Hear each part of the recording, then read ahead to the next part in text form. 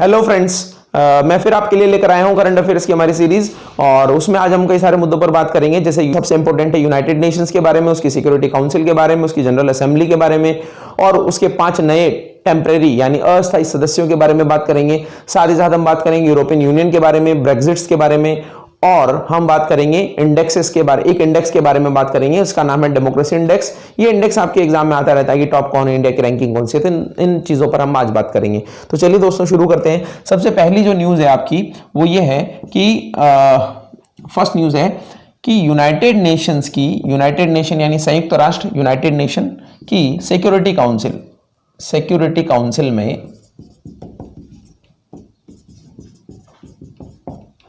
5 नए temporary member बने हैं। यूनाइटेड नेशन की सिक्योरिटी काउंसिल में 5 नए टेम्परेरी मेंबर बने हैं। तो अभी हम बात करेंगे सिक्योरिटी काउंसिल के बारे में कि सुरक्षा परिषद क्या है। हम बात करेंगे अभी इस वीडियो में कि हमारे पास में जो यूनाइटेड नेशन है वो क्या है, इसके प्रिंसिपल ऑर्गन कौन कौन से हैं, उन सब के बारे में हम बात करेंगे। इसके वीटो पावर के बारे में बात करेंगे। तो सबसे पहले बात करते हैं कि 5 नए टेम्परेरी मेंबर जो हैं वो कौन कौन बने हैं और इनका कार्यकाल कहां तक रहेगा। तो ये 5 जो अस्थायी सदस्य बने हैं ये चुने गए हैं 1 जनवरी 2020 से। इनका कार्यकाल रहेगा 31 दिसंबर 2021। तो ये 2 साल का इनका कार्यकाल रहेगा। और ये जो अस्थायी सदस्य चुने गए हैं, ये अस्थायी सदस्य हैं आपके 5, जिनका नाम है एस्टोनिया, वियतनाम, नाइजर, ट्यूनीशिया,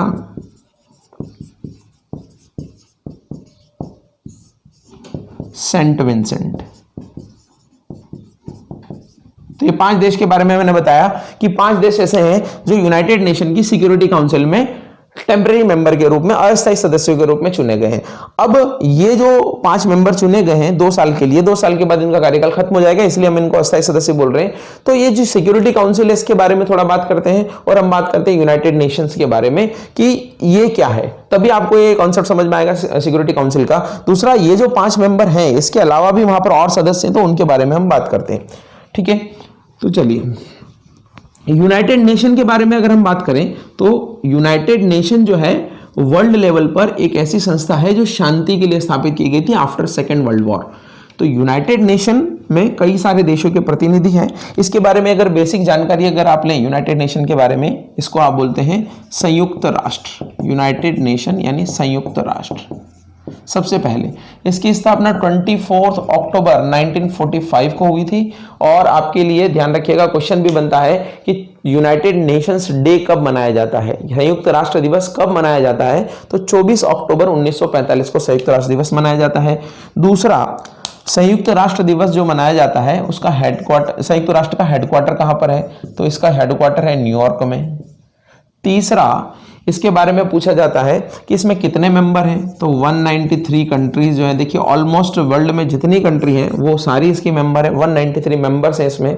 फिर बात की जाती है कि इसके जो सेक्रेटरी जनरल होते हैं, इस ऑर्गेनाइजेशन की सबसे बड़ी पोस्ट जो है वो सेक्रेटरी जनरल की है। और सेक्रेटरी जनरल जो है इसमें वो है एंटोनियो गुटेरस।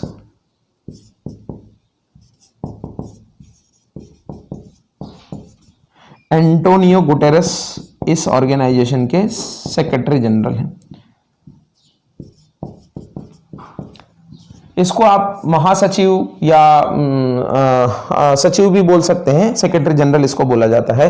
तो ये इसके बारे में एक बेसिक इंफॉर्मेशन है कि अगर आपको पूछा जाए कि संयुक्त राष्ट्र दिवस कब मनाया जाता है, कब इसकी स्थापना हुई, कितने मेंबर हैं, कौन इसके हैं, ये बहुत ही बेसिक जीके है जो आपके बैंकिंग में, एसएससी में, रेलवे में, सारे एग्जाम्स में आता रहता है। अब हम थोड़ा डेप्थ में जाकर अगर बात करें यूनाइटेड नेशन के बारे में, तो देखिएगा इसमें जो चीजें हैं मेन वो ये है कि यूनाइटेड नेशन में कौन कौन लोग हैं, कौन कौन से चीजें हैं वहां पे। तो यूनाइटेड नेशन जो है यानी संयुक्त राष्ट्र जो है, इसमें 6 ऑर्गन है इसके, यानी 6 संस्थाएं इसमें काम करती है यूनाइटेड नेशन में। और उसमें जो सबसे इंपॉर्टेंट है, जो पहली संस्था है वो है आपकी सिक्योरिटी काउंसिल। तो इसके बारे में भी बात करेंगे। यानी एक संस्था है इसमें सिक्योरिटी काउंसिल, सुरक्षा परिषद। और ये सुरक्षा परिषद जो है, सिक्योरिटी काउंसिल जो है, सबसे पावरफुल है जो यूनाइटेड नेशन में है। और यही यूनाइटेड नेशंस की एग्जीक्यूटिव बॉडी, आप समझ लीजिए कार्यकारी यूनिट है। यही दूसरे देशों में अगर कोई मान लीजिए गलत हो रहा है तो वहां पर शांति स्थापित करना, अगर युद्ध की नौबत आए तो वहां पे यूनाइटेड नेशंस की तरफ से किस तरीके से काम किया जा सकता है। जैसे इराक में अमेरिका ने हमला किया था तो सिक्योरिटी काउंसिल की परमिशन से ही हुआ था। और ये जो सुरक्षा परिषद है ये सबसे पावरफुल बॉडी भी है। इस सुरक्षा परिषद का कैसे स्ट्रक्चर है देखिएगा, इस सुरक्षा परिषद में 5 तो परमानेंट मेंबर हैं और 10 टेम्परेरी मेंबर हैं। यानी इसमें कुल सदस्य संख्या जो है वो है 15 सदस्य हैं, उसमें से 5 तो स्थायी सदस्य हैं और 10 टेम्परेरी मेंबर हैं।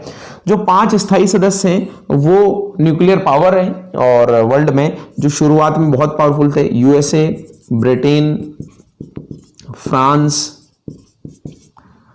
रशिया और चाइना। ये 5 कंट्री हैं जिनको 5 स्थायी सदस्य बोला जाता है, परमानेंट सदस्य बोला जाता है, और 10 टेम्परेरी सदस्य हैं। तो ये 10 टेम्परेरी सदस्य जो हैं, ये 10 टेम्परेरी सदस्य 2-2 साल के लिए इनका कार्यकाल होता है। तो मैंने आपको बताया कि 5 तो अभी चुने गए हैं और 5 ऑलरेडी हैं वहां पर। तो ऐसे 5-5 के पेयर में चुने जाते हैं। 5-5 के पेयर का मतलब ये कि 2020 की शुरुआत में 5 सदस्य चुने गए थे, 2021 की शुरुआत में 5 सदस्य चुने जाएंगे।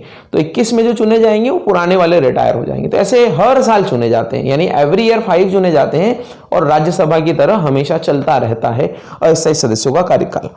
अब अगर हम बात करें यहां पर सबसे पहले कि भारत जो है वो कई बार यहां पर सदस्य बना है और भारत ने 7 बार अस्थायी सदस्यता, टेम्परेरी मेंबरशिप वहां पर ली है। सबसे ज्यादा बार जापान है, तो जापान जो है 11 बार, जापान को 11 बार इसकी सदस्यता मिली है। भारत को 7 बार इसकी सदस्यता मिली है। पाकिस्तान को भी 7 बार मिली है। तो ये टेम्परेरी है। अब आप देखिए यहां पर 2 चीजें हैं कि अगर सिक्योरिटी काउंसिल को कोई भी निर्णय लेना है कि क्या किया जाए इस स्थिति में, तो उसमें यह है कि बहुमत से निर्णय होंगे और बहुमत से निर्णय में भी इन 5 की तो स्वीकृति चाहिए ही चाहिए। 5 की स्वीकृति चाहिए, इसका मतलब ये कि अगर मान लेते हैं कल से कि सीरिया में कोई प्रॉब्लम होती है और वहां पे सिक्योरिटी काउंसिल ये बोलती है कि वहां पे यूनाइटेड नेशन की फोर्सेस को जाना चाहिए जो सदस्य देशों से मिलकर बनेगी, तो वहां पे बहुमत से फैसला होगा और उसमें भी इन 5 की स्वीकृति चाहिए। तो कभी अगर रशिया चाहता है कि सीरिया उसका फ्रेंड है, वहां पर आर्मी ना भेजी जाए, तो रशिया मना कर देगा और अगर मना करेगा तो प्रपोजल कैंसिल हो जाएगा। इसी को आप बोलते हैं veto power. Veto power, veto power का मतलब ये कि अगर कोई भी एक कंट्री इसमें से मना कर देती है तो वो काम नहीं हो सकता है, वो प्रपोजल पास नहीं हो सकता है। इनका तो सिर्फ बहुमत के लिए काम है, इनके मना करने न करने से कोई फर्क नहीं पड़ता है। तो ऐसा वीटो पावर कई बार रशिया ने भी किया है, कई बार यूएसए ने किया है, पाकिस्तान के मुद्दे पर कई बार चाइना ने भी वीटो पावर किया है। तो सिक्योरिटी काउंसिल में ये चीजें हैं। दूसरा, इंडिया 7 बार टेम्परेरी मेंबर बना है और इंडिया ने आगे 2021-22 के लिए अपना प्रपोजल फिर भेज दिया है कि हम 21-22 में अस्थायी सदस्य बनना चाहते हैं।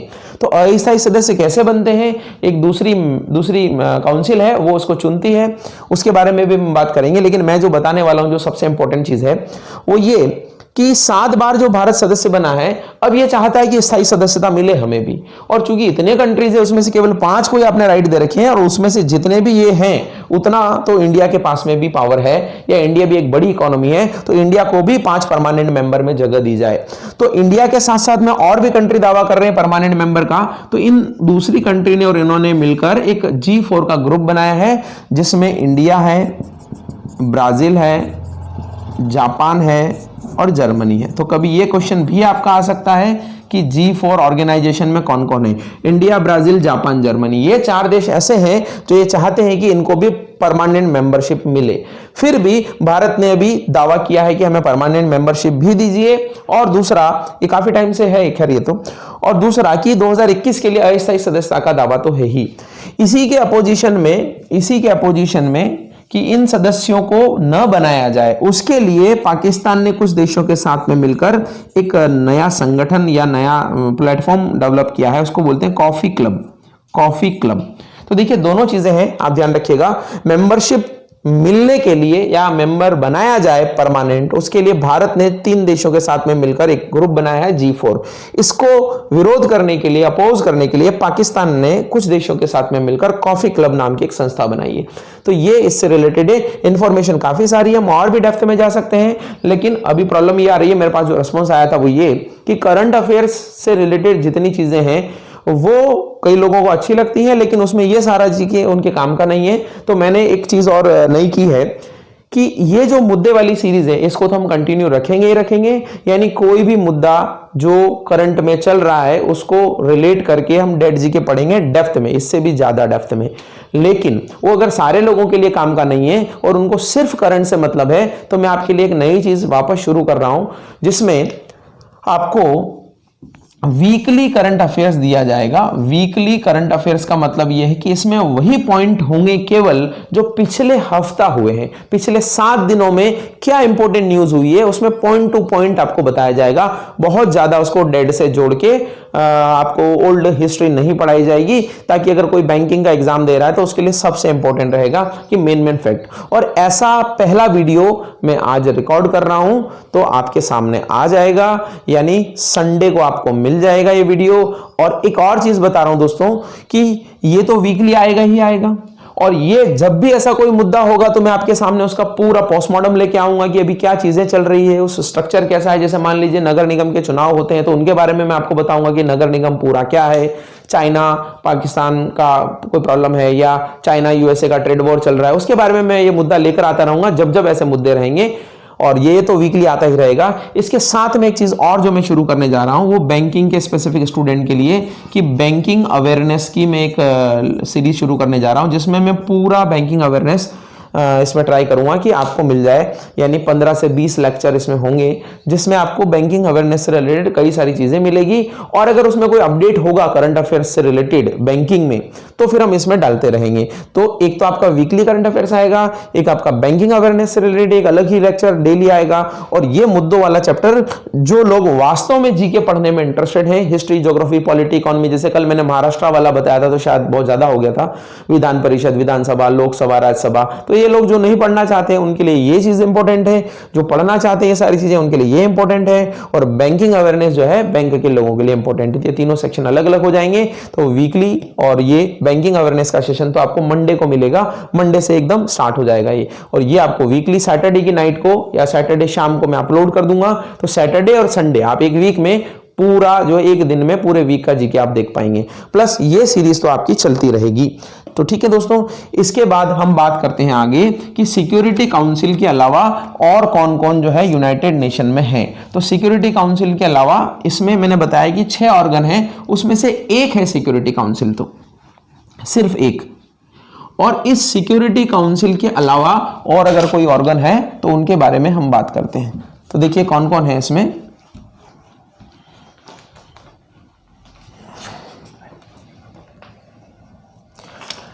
इसमें जो है दूसरे ऑर्गन के बारे में हम बात करें तो दूसरा ऑर्गन है जनरल असेंबली। जनरल असेंबली का मतलब है कि इसकी साधारण सभा जो है जनरल असेंबली है, और ये जनरल असेंबली ही है जिसमें 193 मेंबर है। जनरल असेंबली में ही 193 मेंबर है। और इस जनरल असेंबली का काम क्या है कि जनरल असेंबली का काम यह है कि जो सेक्रेटरी जनरल है यानी महासचिव है उसका चुनाव करना, प्लस इस जनरल असेंबली की हर साल एक मीटिंग होती है जिसमें इसके एक अध्यक्ष का चुनाव किया जाता है। तो आपके जो अध्यक्ष हैं अभी वही आपके लिए काम के हैं कि इसके अध्यक्ष कौन है जनरल असेंबली के। उनका नाम है तिजानी मोहम्मद बंदे।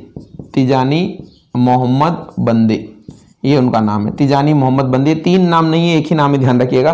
तिजानी मोहम्मद बंदे जो नाइजर के, नाइजीर, ये तिजानी मोहम्मद बंदे इसके अध्यक्ष है। यहां पर एक डेट जीके से रिलेटेड भी आप लिख सकते हैं कि भारत से कौन 1953 से 1954 के बीच में यूनाइटेड नेशन की इसका साधारण सभा का या जनरल असेंबली का अध्यक्ष रहा है। एक ही बार भारत को अध्यक्षता मिली है और वो मिली है 1953 से 54 के बीच में।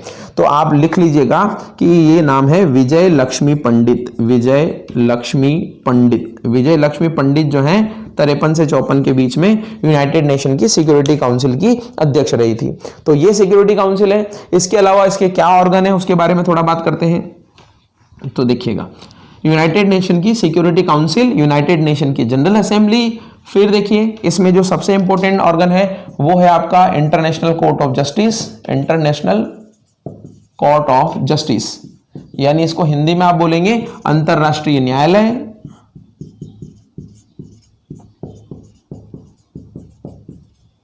तो अंतरराष्ट्रीय न्यायालय जो है ये क्या है, देखिए ये विश्व में जितने भी कानूनी मुद्दे हैं उन पर कोई अगर विवाद होता है दो देशों के बीच में तो वो यहां पर जाते हैं और इस विवाद को सुलझाया जाता है।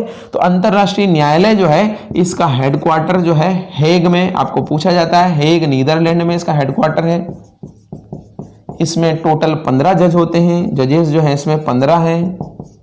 भारत से भी एक इसमें इंडिया से हैं और आपको कमेंट बॉक्स में बताना है कि इंडिया से जो जज हैं उनका क्या नाम है। और ये जो है इनका जो पीरियड होता है, टाइम पीरियड होता है वो होता है 9 ईयर्स, यानी 9 साल के लिए जज बनते हैं। तो यूनाइटेड नेशन के बहुत सारे ऑर्गन हैं जो मैंने बताया इंपॉर्टेंट है, सिक्योरिटी काउंसिल है, जनरल असेंबली है, तीसरा ऑर्गन जो है इंटरनेशनल कोर्ट ऑफ जस्टिस है। इसमें 9 साल के लिए 15 जजों को नियुक्त किया जाता है। एक भारतीय है जो आपको कमेंट करके बताना है, और हेग नीदरलैंड में इसका हेड ऑफिस है। अंतरराष्ट्रीय न्यायालय 3 ऑर्गन मैंने आपको बताया, 2 ऑर्गन और हैं, 3 ऑर्गन और हैं जिनके बारे में हम बात करते हैं। तो एक ऑर्गन तो इसका अब कोई काम नहीं है, अब उतना प्रॉब्लम इसमें इंपॉर्टेंस नहीं है। चौथा ऑर्गन के बारे में जो मैं बात कर रहा हूं वो है इसका सेक्रेटरीट, यानी इसका सचिवालय कहां पर है, तो ये सचिवालय जो है जहां पर जनरल सेक्रेटरी बैठते हैं वो न्यूयॉर्क में है। तो इसका एक ऑर्गन है कि सचिवालय है, ठीक है, वो उतना इंपॉर्टेंस का नहीं है कि यहाँ सचिवालय है वहां पे काम होता है।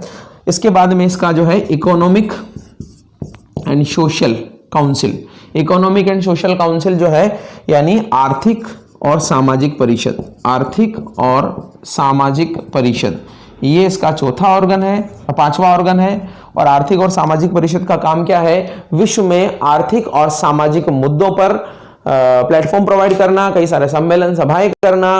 और एक दूसरा काम है इसका कि यूनाइटेड नेशन के जितने भी दूसरे अभिकरण हैं, दूसरे अभिकरण का मतलब आप समझिएगा कि मेन ऑर्गन तो 6 ही हैं जो मैं भी बताने जा रहा हूं आपको, 5 मैंने बता दिए हैं।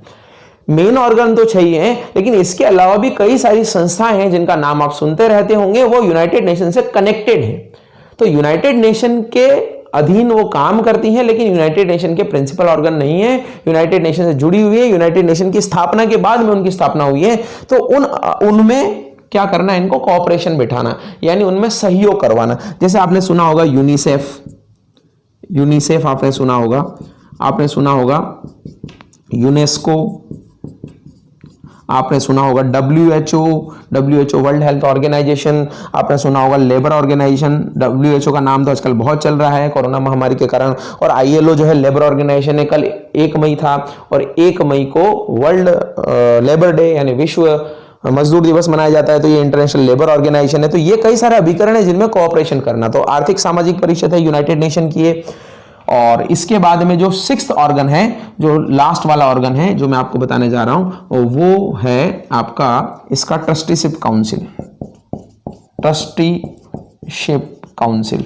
तो इसी के बारे में मैं आपको बता रहा था कि इस प्रन्यास परिषद, इसको हिंदी में बोलते हैं प्रन्यास परिषद, इस प्रन्यास परिषद का अब इतना इंपॉर्टेंस नहीं है। ये 2nd वर्ल्ड वॉर के बाद में गठित की गई थी और इसमें यह था कि 2nd वर्ल्ड वॉर के बाद में कुछ क्षेत्र जो यूनाइटेड नेशन ने अपनी ट्रस्टीशिप में लिए थे कि वहां का प्रशासन यूनाइटेड नेशन देखेगा, क्योंकि 2 देशों के बीच में विवाद था, तो यूनाइटेड नेशन ने अपना इंटरफेरेंस किया था। तो ये ट्रस्टीशिप काउंसिल उसके लिए, आर्थिक सामाजिक परिषद ये, सचिवालय न्यूयॉर्क में, एक सबसे पहले हमने पढ़ा सिक्योरिटी काउंसिल, फिर जनरल असेंबली और आपका इंटरनेशनल कोर्ट ऑफ जस्टिस। तो ये 6 ऑर्गन है यूनाइटेड नेशन के बारे में। बहुत सारी चीजें हमने डिस्कस कर ली है और जो लोग इसमें बोर होते हैं उनके लिए मैंने बता दिया है कि उनके लिए सिर्फ करंट का अलग लेक्चर आएगा जो वीकली आएगा।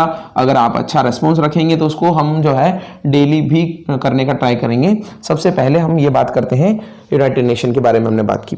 अब जो है सेकंड हमारी जो बात है वो बात करते हैं कि एक इंडेक्स आया है अभी, वो इंडेक्स आपके एग्जाम में आता रहता है और इंडेक्स का मतलब होता है सूचकांक। तो वो सूचकांक कौन सा आया है उसके बारे में बात करें अगर, तो ये सूचकांक है डेमोक्रेसी इंडेक्स, डेमोक्रेसी इंडेक्स। और डेमोक्रेसी इंडेक्स का मतलब होता है लोकतंत्र सूचकांक, लोकतंत्र सूचकांक। लोकतंत्र सूचकांक का मतलब है कि किस देशों में सरकारें कैसा काम कर रही है, प्रतिनिधि कैसे चुने जाते हैं, क्या लोगों को आर्थिक, सामाजिक और दूसरी राजनीतिक स्वतंत्रता प्राप्त है, इन सब का 5 पॉइंट पे जो ये डिसाइड किया जाता है, इन सब का निचोड़ है लोकतंत्र सूचकांक। इसमें देखिए जब भी ऐसे सूचकांक इशू किए जाते हैं तो उस सूचकांक इशू करने में 2-3 क्वेश्चन आपके बनते हैं कि किसने इशू किया, कौन टॉप पर आया है, कौन लास्ट में आया है, किसकी कौन सी रैंक है, उसके बारे में हम बात करते हैं। तो सबसे पहले आप देखिएगा इसमें जो जारी करने वाली संस्था है वो है economic intelligence unit. Economic intelligence unit ये यूके की एक संस्था है जो ये जारी करती है। यहाँ पर अगर हम बात करें फर्स्ट रैंक की, जो पहले नंबर पर आए हैं उनकी अगर हम बात करें तो वो है नॉर्वे। नॉर्वे एक कंट्री है। और अगर इंडिया की बात करें तो इंडिया जो है वो आया है 51 नंबर पर आउट ऑफ 167, तो इंडिया की रैंक ये है। और अगर हम पड़ोसी देशों में चाइना की बात करें तो चाइना की रैंक तो काफ़ी नीचे है। चाइना की रैंक है आपकी 152, तो चाइना कुछ मामलों में भारत से पीछे है। लोकतंत्र है हमारे देश में और ये हमारे लिए बहुत अच्छी बात है।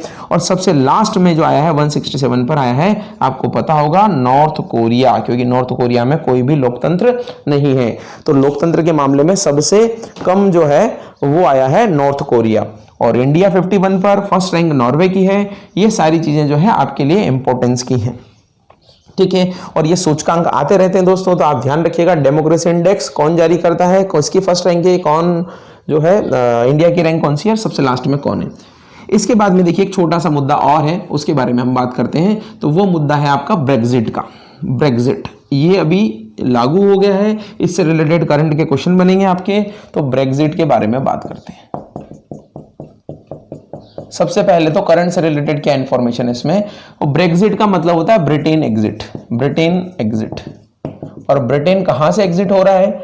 ब्रिटेन एग्जिट हो रहा है यूरोपियन यूनियन से। तो ब्रिटेन जो है यूरोपियन यूनियन से बाहर हो गया है, इसको बोलते हैं यूरोपियन यूनियन। तो ये यूरोपियन यूनियन क्या है, इसके बारे में भी हम थोड़ी बात करेंगे। और इसके बारे में भी बात करेंगे कि ब्रिटेन जो है वो इससे क्यों एग्जिट हो रहा है। तो सबसे पहले आप देखिएगा कि ब्रेग्जिट, ब्रिटेन एग्जिट है। ये ब्रिटेन जो है ऑफिशियली 31 जनवरी को ब्रिटेन अलग हो गया है यूरोपियन यूनियन से। और अभी 31 जनवरी के बाद ये इसका मेंबर नहीं है, तो इसके मेंबर की संख्या आपको पूछी जा सकती है कि अभी कितने मेंबर हैं, उसके बारे में हम बात करेंगे। लेकिन आपका करंट का तो यही क्वेश्चन है कि ब्रेग्जिट, ब्रेग्जिट का मतलब ब्रिटेन एग्जिट, कहां से बाहर हुआ, यूरोपियन यूनियन से, किस तारीख से इंप्लीमेंट हुआ है, 31 जनवरी 2020 से। हालांकि कुछ प्रावधान और कुछ चीजें, जैसे ब्रिटेन के लोग यूरोपियन यूनियन में काम कर रहे हैं, तो उनके लिए टाइम दिया है कि 31 दिसंबर 2020 तक इनके बीच में ट्रांजिशनल पीरियड रहेगा, संक्रमण का टाइम रहेगा, जिसमें ये दोनों आपस में अपना काम समेट लेंगे। लेकिन स्थायी रूप से तो बाहर ब्रिटेन हो गया है। 1973 में वो मेंबर बना था और 1973 से 2020 तक तो यूरोपियन यूनियन से ब्रेग्जिट हो गया है, बाहर हो गया है। और ये ब्रेग्जिट कराने में कई सारी जो भूमिकाएं निभाई है कई लोगों ने, उसमें बोरिस जॉनसन का नाम सबसे महत्वपूर्ण है। वहां पर एक रेफरेंडम हुआ था, जो लोगों से पूछा गया था कि वो बाहर होना चाहते हैं यूरोपियन यूनियन से या नहीं होना चाहते, तो 52% लोगों ने यूरोपियन यूनियन से बाहर होने के लिए मतदान किया था। और थेरेसा मे को रिजाइन भी करना पड़ा था उसके बाद में, जब वो ब्रेग्जिट नहीं करवा पाई। तो नए प्रधानमंत्री बोरिस जॉनसन ने ये काम करवाया है। आपको पता भी होगा कि उनको भी कोरोना पॉजिटिव पाया गया था, तो वो वापस ठीक होकर आ गए हैं। तो बोरिस जॉनसन ब्रिटेन के पीएम हैं। इन्होंने जो है इसमें हेल्प की है ब्रेग्जिट में, ये वहां के नए पीएम थे। अब हम बात करते हैं कि जब ये ब्रेग्जिट हो गया है और 31 जनवरी से ब्रेग्जिट अगर इंप्लीमेंट हुआ है, तो अब यूरोपियन यूनियन की क्या केस है, यूरोपियन यूनियन क्या है। तो सबसे पहले दोस्तों देखिएगा, यूरोपियन यूनियन जो है यूरोपीय देशों का संगठन है। जैसे अमेरिका 50 राज्यों का एक संगठन है, वैसे ही यूरोप में बहुत छोटे छोटे राज्य, अपने कल्चर, अपनी लैंग्वेज, अलग अलग बेसिस पर कई सारे राज्य बने। और जो अलग अलग बेसिस पर वो राज्य बने, उसमें उन्होंने एक साथ में मिलके बिजनेस करने के लिए, कल्चर शेयर करने के लिए, कई सारी चीजों के लिए एक कंट्री टाइप की स्थापित कर दी, उसको बोलते हैं यूरोपियन यूनियन। तो ये 1957 में बना था सबसे पहले, जब यूरोपियन यूनियन को यूरोपियन कम्युनिटी बोलते थे। और यूरोपियन कम्युनिटी के बाद में, ये बहुत ही डेप्थ में मैं बात कर रहा हूं, अगर आप कोई बड़ा एग्जाम दे रहे हैं तो वहां पर भी आपके लिए काम आ जाएगा। 1957 में, 1993 में एक एग्रीमेंट होता है जिसको बोलते हैं मॉन्स्ट्रिच एग्रीमेंट। और मॉन्स्ट्रिच एग्रीमेंट में मॉस्ट्रिच संधि में इसमें 15 मेंबर शामिल होते हैं और इसका नाम यूरोपियन यूनियन कर दिया जाता है। 2007 में यूरोपियन यूनियन को एक कानूनी अधिकार, लीगल एंटिटी दे दी जाती है। तो यानी कि 2007 से अभी जो यूरोपियन यूनियन है वो एक कानूनी रूप में काम कर रहा है और इस यूरोपियन यूनियन से अभी ब्रिटेन बाहर हो गया है। अभी की कंडीशन देखें तो यूरोपियन यूनियन में 27 मेंबर हैं। यूरोपियन यूनियन में 27 मेंबर है। तो 2007 से यूरोपियन यूनियन इस रूप में था। और मॉस्ट्रिच एग्रीमेंट आपको पूछा जा सकता है। 2007 का जो लीगल एंटिटी यानी कानूनी प्रारूप दिया गया इसको लिस्बन संधि का नाम दिया गया था, लिस्बन संधि।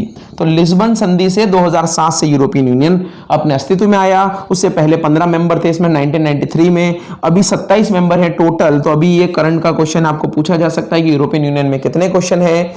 और एक जो सबसे इंपॉर्टेंट चीज इसमें है कि आप ये देखिएगा कि जैसे यूरोपियन यूनियन है तो एक देश की भांति ही ये काम करता है। यूरोपियन यूनियन ने क्या कर रखा है कि एक संस्था बना ली है कई सारे देशों ने मिलके यूरोप में, और इसको कुछ पावर दी है। तो इन्होंने क्या किया है कि कुछ मामले यूरोपियन यूनियन पे ही छोड़ दिए हैं। जैसे भारत की केंद्र सरकार कुछ फैसले लेती है, कुछ राज्य सरकार लेती है, वैसे ही यूरोपियन यूनियन के पास कई सारे पावर्स हैं जो वो फैसले लेती हैं। कुछ फैसले सिर्फ स्टेट या देश ले सकते हैं और कुछ फैसलों में दोनों मिलाकर काम करते हैं। तो ये सारा स्ट्रक्चर या फैसले लेने का पावर जो है इनमें जिन संस्थाओं को है उसमें दो संस्थाएं बहुत इंपॉर्टेंट हैं। एक तो यूरोपियन काउंसिल, यूरोपियन यूनियन की जो एक संस्था है सबसे बड़ी इसकी एग्जीक्यूटिव बॉडी है ये यूरोपियन काउंसिल है। और यूरोपियन काउंसिल यानी यूरोपियन परिषद जो है सबसे पावरफुल संस्था है इस यूरोपियन यूनियन में पूरे में। और इस यूरोपियन काउंसिल जो इसकी एग्जीक्यूटिव बॉडी है इससे रिलेटेड एक करंट का क्वेश्चन आपका बनेगा कि पहली बार इस यूरोपियन काउंसिल की महिला अध्यक्ष कौन बनी है। तो उनका नाम है Ursula von der. Ursula von der, ये उर्सुला वॉन डेर जो है पहली महिला अध्यक्ष हैं यूरोपियन काउंसिल की, जो यूरोपियन यूनियन की एक एग्जीक्यूटिव बॉडी है। इसके अलावा इस यूरोपियन यूनियन में यानी ईयू में एक यूरोपियन पार्लियामेंट भी है। यूरोपियन पार्लियामेंट यानी वहां की एक संसद भी है जिसमें कई सारे मेंबर चुन के आते हैं। और इस यूरोपियन पार्लियामेंट में विभिन्न देशों से, अलग अलग देशों से लोग चुनकर आते हैं। तो दो ऑर्गन इंपॉर्टेंट है, एक तो यूरोपियन काउंसिल, एक यूरोपियन पार्लियामेंट। इससे रिलेटेड करंट का क्वेश्चन था तो मैंने आपको बता दिया कि उर्सुला वॉन डेर जो है इसकी पहली महिला अध्यक्ष हैं। और एक मैंने आपको जो बताया था विजय लक्ष्मी पंडित वाला, तो विजय लक्ष्मी पंडित भी पहली महिला अध्यक्ष थी यूनाइटेड नेशन की जनरल असेंबली की। ठीक है दोस्तों, तो ये बहुत सारी चीजें हमने आज डिस्कस की हैं यूरोपियन यूनियन के बारे में, ब्रेग्जिट के बारे में, और मैं आपको कई सारे ऐसे मुद्दे लेकर आता रहूंगा। तो आप तैयार रहिएगा जो साप्ताहिक करंट अफेयर्स आ रहा है और बैंकिंग अवेयरनेस के लिए, और पढ़ते रहिएगा। तो मिलते हैं अगले वीडियो में, तब तक के लिए थैंक यू सो मच।